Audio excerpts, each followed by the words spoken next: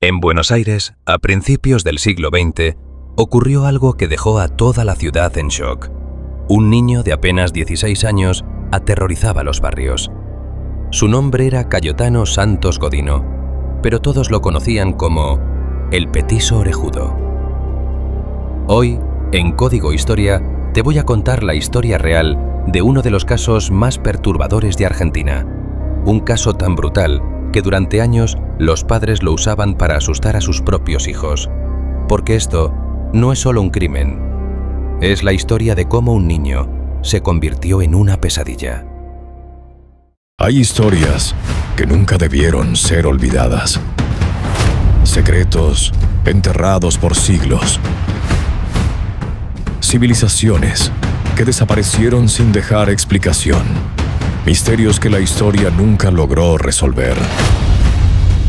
Bienvenidos a Código Historia, un lugar donde exploramos los misterios más oscuros del pasado. Civilizaciones perdidas y fenómenos que aún desafían toda explicación.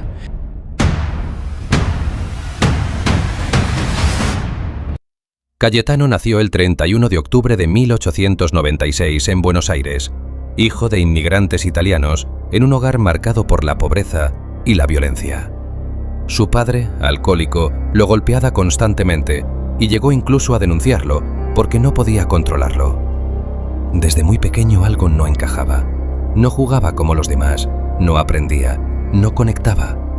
Pasaba horas solo, en baldíos, lugares abandonados, donde nadie lo veía. Y ahí empezaron las primeras señales. Lastimaba a animales, los ocultaba, los guardaba, como si fueran trofeos. Su propia madre contó que encontró restos de animales sin vida debajo de su cama. Algo no estaba bien. Pero había algo más, algo que lo obsesionaba: el fuego. Provocó varios incendios en distintos puntos de la ciudad. Se quedaba mirando cómo todo ardía, consumiéndose, como si fuera un espectáculo. Las víctimas. Con el tiempo eso dejó de ser suficiente y empezó a acercarse a niños. Niños pequeños, confiados, vulnerables. María Rosa Zace, 3 años. El que sería el primer crimen de Godino pasó desapercibido y solamente sería descubierto años después, cuando él mismo lo confesó ante la policía. Reina Bonita Vainikov, 5 años. La pequeña pereció tras 16 días de agonía en el hospital de niños después de que Godino prendiera fuego sus ropas. Arturo La Aurora, 13 años, encontrado en una casa puesta en alquiler en la calle Pavón, con un trozo de cordel atado alrededor del cuello. Gerardo Giordano, 3 años, el último caso de Godino antes de su captura, con quien usó un clavo y una piedra para cometer tal fechoría. Definitivamente su acto más retorcido y cruel. Se acercaba con calma, hablaba, sonreía, ganaba su confianza y luego los llevaba a lugares apartados. Obras en construcción, baldíos, casas abandonadas. Ahí los inmovilizaba y la violencia escalaba. Algunos lograban escapar, otros no. Después se iba como si nada hubiera pasado. A veces intentaba ocultarlo, cubría los cuerpos, los dejaba donde tardaran en ser encontrados y en ciertos casos volvía.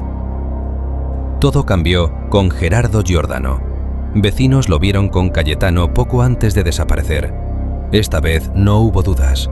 La policía lo detuvo y finalmente confesó. No mostró miedo, no mostró culpa, no mostró emoción.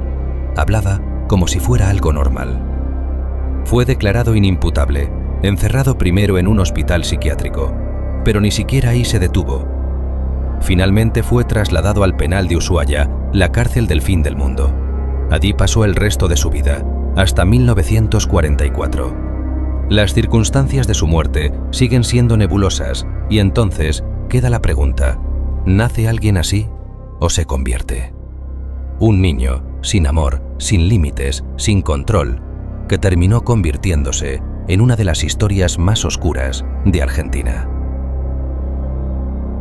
Si te gustan este tipo de historias reales, suscríbete a Código Historia, porque acá la historia no es solo pasado, es misterio, es oscuridad y es algo que todavía no terminamos de entender.